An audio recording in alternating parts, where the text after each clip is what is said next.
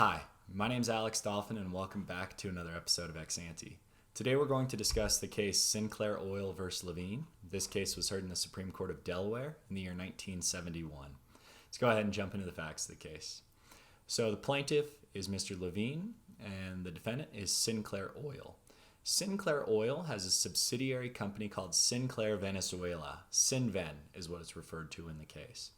And now Levien is an owner of Sinven. He is a stock owner of Sinven. So Sinclair Oil owns about 97% of Sinven. So what this is a parent-subsidiary relationship. Sinclair Oil is the parent corporation, and then Sinclair Venezuela or Sinven is the subsidiary corporation. Now, the other 3% of Sinven is owned by the plaintiff in this case, Mr. Levien. Mr. Levien is bringing this lawsuit as a shareholder. And he's saying, you know what, you guys have screwed me, Sinclair Oil. You guys have dominated Sinven, and you've made it so that Sinven can't make any money, and I'm getting screwed because of it. Sinven is basically just your puppet, and you're exploiting Sinven to make yourself rich as the parent corporation. But hey, I'm a stockholder here in Sinven, and you are exploiting Sinven, making yourself rich and making me lose money. So that is really kind of like the brunt of the case. There's a couple ways that he argues that. He argues that Sinclair Oil is forcing Sinven to pay excessive dividends. Just really simply what that means is a stockholder might get a share of the profit, what's called dividend. And he's saying, you know what, Sinclair, you're forcing Sinven to pay way too many of these dividends. The value is way too high. And by that, you're basically making the company insolvent. You're running it into the ground. It doesn't really have a good balance sheet. It's not going to be successful in the long term. So that's his first argument. The second is that Sinclair and Sinven have entered into some contractual relationships wherein Sinven is producing oil, Sinclair is buying it, and essentially Sinclair is not performing their end of the bargain in the contract. They're breaching their purchasing and their operating contract. So those are the two arguments where he says that Sinclair is kind of screwing him over. And so in the Delaware Court of Chancery, the Chancery Court does agree with Mr. Levien on both fronts, on the contract front and on the dividend front. And the only big change between the Court of Chancery and the Supreme Court is on the dividend front. Now, the Court of Chancery says the dividends were subject to the intrinsic fairness standard.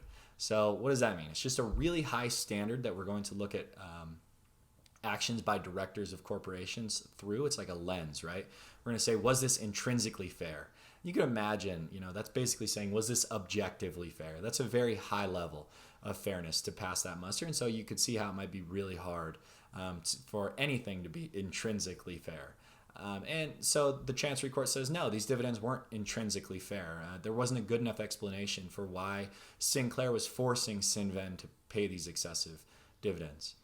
And then the Chancery Court also found Sinclair Oil liable for breaching the contract. Now, the Delaware Supreme Court, big key difference here, is they say, these dividend payments, these excessive dividends, one, they're legal, right? Delaware, the DGCL says, yeah, you can pay these types of dividends. That's fine.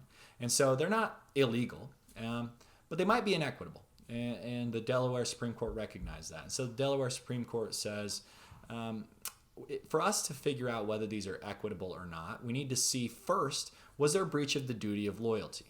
What is the duty of loyalty? It means that the directors of the corporation must be loyal to the stockholders. They have to do things that are in the stockholders' interest.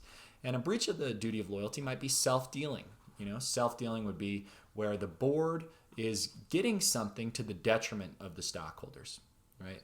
So, say you're a CEO of a company and you're expensing your private jet that you don't use for business at all, you're doing something to the detriment of the stockholders. So they say, but you know what, these excessive dividends, this isn't self-dealing on its face. And why is it not self-dealing? Well, it's not self-dealing because Mr. Levien was also getting these excessive dividends, right? He's a 3% shareholder in Sinven. So because all shareholders were getting these excessive dividends, there's nothing unfair there. That's not self-dealing in that sense. And so they say, we're just going to subject that to the much lower, it's not even a breach of the duty of loyalty. We'll look at it through the business judgment lens, which is a much more deferential standard in corporate law. We say, you know what? They seem like they had reasonable business judgment when they paid these excessive dividends, so that's fine. So there's overruled Chancery Court. Sorry, Mr. Levien, you're not going to recover there.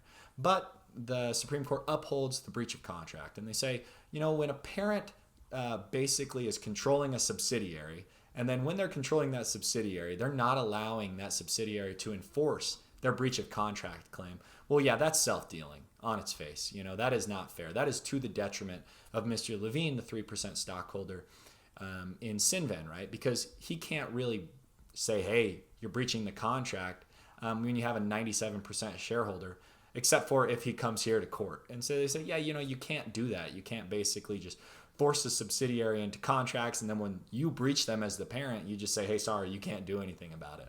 Now, that's a breach of the duty of loyalty, and they look at that through a high-level intrinsic fairness standard where they say, you know what, there's no objective justification for not allowing a subsidiary to enforce a breach of contract claim. And so that's the case. I think the key thing to pull from it is that the intrinsic fairness standard is a standard that it's a high standard for corporate directors to pass, right? Like it has to be intrinsically fair, objectively fair, and those are fluffy, big words, but right, we have to think that something would be that way. And we're only going to look at the intrinsic fairness standard if we see self-dealing, if we see a breach of the duty of loyalty. The intrinsic fairness standard is not some type of default thing that you're going to go through in corporate analysis. It's something that you will go to if you're looking at potentially a breach of the duty of loyalty and some self-dealing by the directors of the corporation. So thanks so much for watching this video. I hope you enjoyed it. If you'd like to see more, go ahead and hit that subscribe button, and I hope you have a nice rest of your day. Bye-bye.